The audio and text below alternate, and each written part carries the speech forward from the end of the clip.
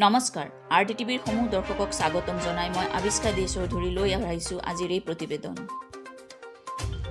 বৰপেটাৰ ৩ নম্বৰ কলনীত পহুমাৰা নৈৰ সুতৰি বাঢ়নী পানী উটুৱাই নিলে পথৰ ওপৰত কালভাৰ্ট, যাতায়াতৰ সমস্যাত কেইবাখনো গাঁৱৰ লোক।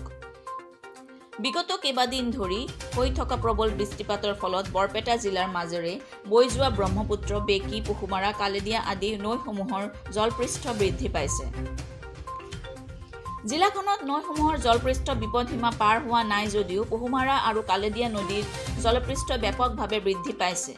ইপিনে পহুমাৰা নৈৰ বাঢ়নী পানীয়ে আজি পুৱতি নিশা বৰপেটাৰ সৰুক্ষেত্ৰী সমষ্টিৰ বৰপেটা ভৱানীপুৰ পথৰ ৩ নম্বৰ কলনীত এটা পথৰ ওপৰত থকা কালভাৰ্ট উটুৱাই নিয়ে।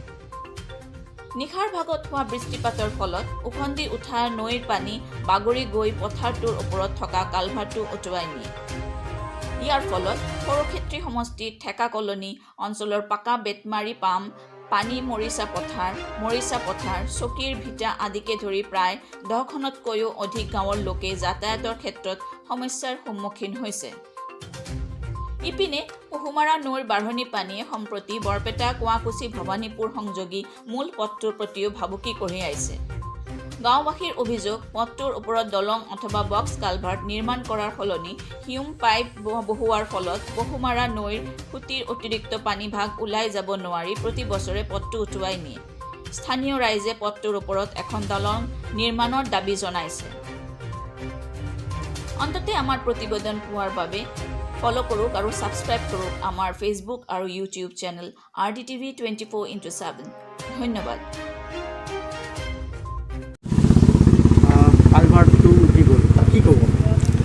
কালভাৰ্টটো উঠি যোৱা মানে যোৱা কেইদিনমান নেৰানেৰ পৰা বৰষুণ হোৱাৰ কাৰণে মানে আৰু উজানৰ পৰা পানী বেছিকৈ সোঁত বৈ অহাৰ কাৰণে কালভাৰ্টটো মানে সহ্য কৰিব নোৱাৰি কালভাৰ্টটো উঠি গ'ল। আজি ৰাতি মোটামুটি 3টামান বজাত মানে কালভাৰ্টটো উঠি গ'ল আৰু কিবা এটা কোম্পানীৰ পৰা যদিও কাম কৰি আছে কিন্তু সেইটো মানে কাম হোৱা নাই। মানে এইটো তেওঁলোকে বাঁহেৰে দি বা বস্তাই মাটি ভৰাই যি বান্ধি আছিল সেইটো কাম দিয়া নাছিলে, তথাপি ভাঙি গ'ল। কিন্তু এইকাৰণে মানে ইমান বৰষুণ হৈছে আৰু ইমান পানী হৈ আছে ৰাস্তাটো, মানে ইয়াতে বিশেষকৈ কালভাৰ্ট হ'বই নালাগিছিল। কালভাৰ্ট নহয় পেলাই ইয়াতে ব্ৰিজ হ'ব লাগিছিল। ব্ৰিজ হ'লেহে পানীটো বেছি বহলকৈ গুচি গ'লাক হয় আৰু ৰাস্তাটো নাভাঙিলে হয়। আৰু এইটো ৰাস্তাই আমাৰ পাকাবাদৰি পাম 4 নং ৱাৰ্ডৰ 3 নং ঠেকা কলনীৰ যিটো ৰাস্তাত হয়, এইটো ৰাস্তা আমাৰ মেইন বিবি ৰোডৰ পৰা কুৱাকুচি আৰু বৰপেটাৰ ৰোডৰ পৰা ৰাস্তাটো ওলাই যায় পহুমাৰা নদীৰ পাৰলৈ গৈছে। এইটো ৰাস্তা সোমাই যাই পেলাই আগত দেখি যোৱা বছৰো কেইবাটা জেগাত ভাঙিছে।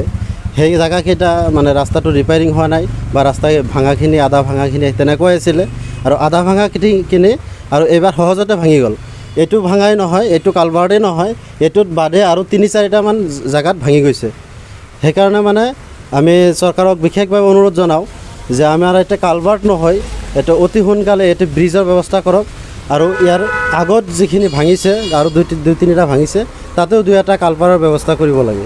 বিবি ৰোডটোৰ প্ৰতিও ভাবুকি আহিছে। বিবি ৰোডটোৰ প্ৰতি নিশ্চয় ভাবুকি আহিছে, কাৰণ পানীৰ ইমান সোঁত বৈ আছে যাতে মানে পানীটো মানে পাক মাৰি পেলাই বিবি ৰোডটো ভাঙাৰ কাৰণে ভাবুকি আহি গৈছে।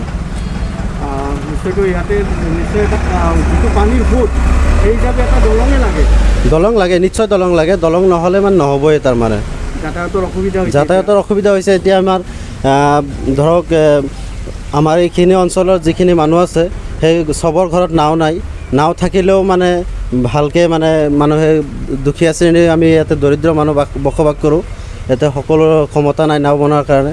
সেইকাৰণে আমাৰ এতিয়া মানে অতি সোনকালে কমচে কম এতিয়া বাঁহৰ এটা দলং হ'লেও বৰ্তমান মানে চলাৰ কাৰণে এটা বাঁহৰ দলঙৰ ব্যৱস্থা কৰিব লাগে আৰু পৰৱৰ্তী সময়ত এইটো এটা ভালকৈ RCC এটা ব্ৰিজৰ ব্যৱস্থা কৰিব লাগে।